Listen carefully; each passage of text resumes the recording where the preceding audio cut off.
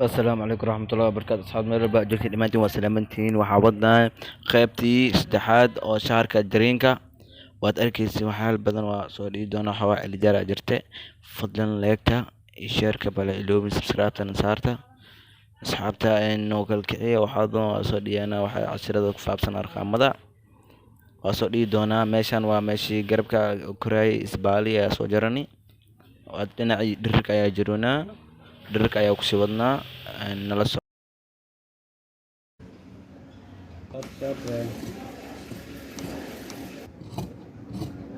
waxaa qaybta waa salaawanaa